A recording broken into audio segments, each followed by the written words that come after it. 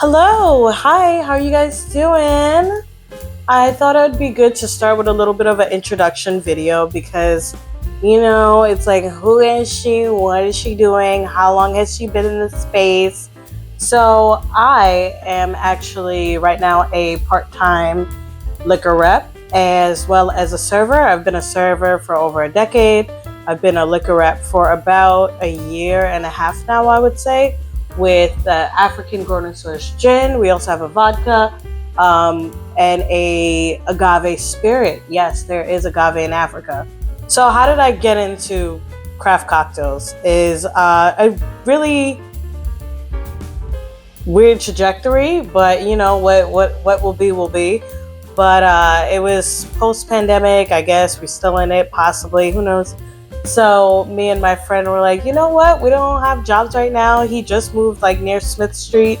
So we were like, let's go check out all the bars on Smith Street. But before we went there, we stopped at Givers and Takers, which is another bar. It's very like unassuming, very cute. Kind of has like a tavern kind of vibe, or yeah, like a woodsy kind of tavern vibe. So we both didn't really know cocktails like that. And I said, let me just look at the menu and let me see an ingredient that I am familiar with.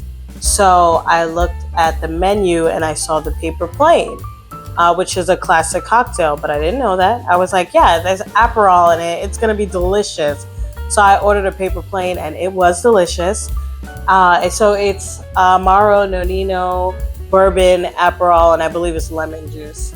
I know a lot of cocktails, when it comes to the exact specs, it's iffy, but that I know that's 3/4 each. But because of that, that's going to be in the next video, is going to be making a paper plane, because I do have Aperol. Now I have a Nonino. I just need to get myself some bourbon, and we're going to make that in the next video. So give me a little bourbon. I'm thinking Four Roses, because I believe that's what was in that Aperol, in that paper plane. So I'm going to be very excited to make myself one served up. It's going to be very delicious. But after we went to Givers and Takers, we went down on Smith Street and we went through so many bars. I actually don't remember the other ones. But we saw that we saw Clover Club, and we saw that there was a lot of good reviews. So we're like, yeah, let's try out this one. It's happy hour. So we looked at the happy hour menu, and I forgot, it was like a gimlet and some other stuff, but it was like a flavored gimlet. And then we looked at the regular menu. So the happy hour was about like $8, which is not bad for, the prestige that is like Clover Club. But we saw the other cocktails that had so much cool ingredients that was like more like $16, some are $18. But we were like, so what? We have some money. Let's go spend it on some cocktails. So we tried a few of the cocktails and I was like, oh my gosh, I am in love. And this is when the pandemic just opened. So after post-pandemic, things just opened. So I was looking at, like I said, I'm a server. So I was looking at like the different prices of the cocktails. I was seeing like the clientele that were coming in, and I was like, okay, let me ask for a job here. So I asked the server Mai for a job to see if they were hiring, and I went in probably like the next day.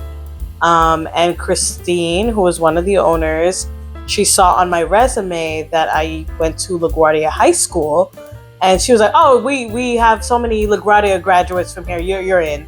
Like, I mean, obviously she liked me as a person because she is a great judge of character. So if she didn't like me, then it would be a no-go. But Christine was like, oh, you're a graduate from LaGuardia. We have graduates from LaGuardia here. And yeah, I got the job, and it was like really awesome, because that's where like there was the catalyst for me loving cocktails. And from there, I met my friend Liz, who has a restaurant called Marie's. Go check it out. It's in Bushwick. It's in Bushwick. I get confused with Bushwick and Williamsburg.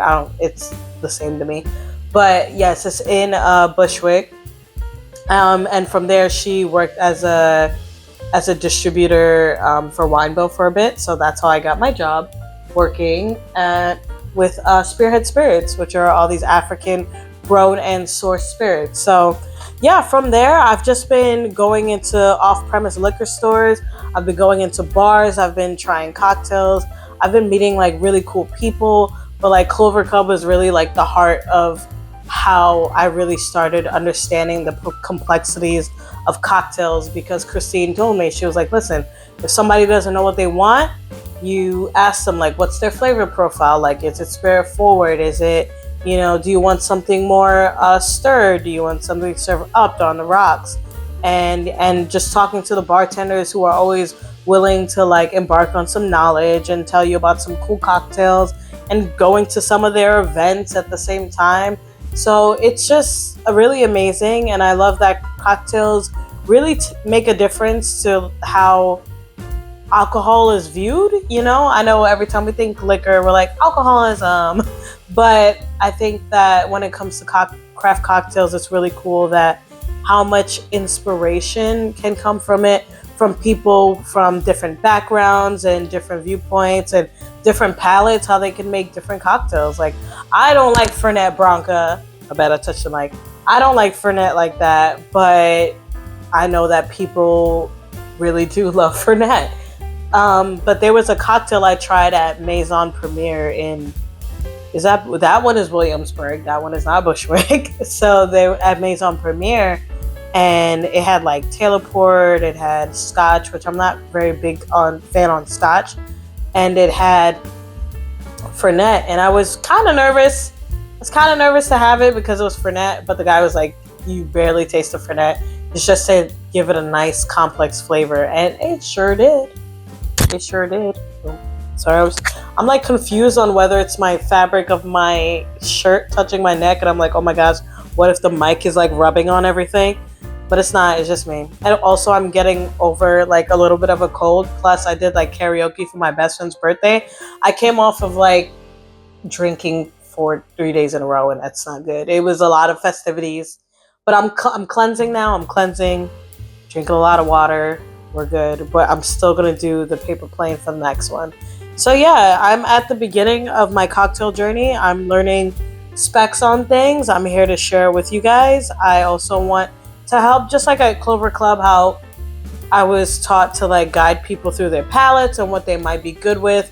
And I decided to start this page because I've been doing that a lot with just going to events that, I get invited to from working with the brand. And like some people say, oh yeah, I went to a bar and my friend ordered a Manhattan. And I was like, but do you like things that are like more rich and flavored, more stirred? Like, what's in a Manhattan? And she was like, no. I was like, would you like something more fruity? Like, you might like this, you might like that. And she was like, oh, okay, I might have liked that more. So just like that, like before you just order, I don't know, a vodka martini, because some people think all martinis are like fruit forward sometimes, but it's like, no, if you just order a vodka martini, it's just vodka. It's just vodka and ice. Surprise, surprise. Because that definitely happened before. A lady ordered a vodka martini with me, and I didn't want to judge because I was like, you don't look like you just have a vodka martini. But she instead liked the porn star martini, which is more like passion fruit martini, vodka martini, which is really good, and also has like vanilla syrup or passion fruit vanilla, depending on how you make it, how you customize it. But yeah, just stuff like that, simple things like that. So if that all sounds good to you, if you want to be a free tender or fake tender bartending at home, because it's fun, because it's amazing, because you like to experiment, then definitely this is going to be the channel for you, because I will experiment, because I am at the start of the journey. So come follow me, do it with me. Let's do it. Let's nail it.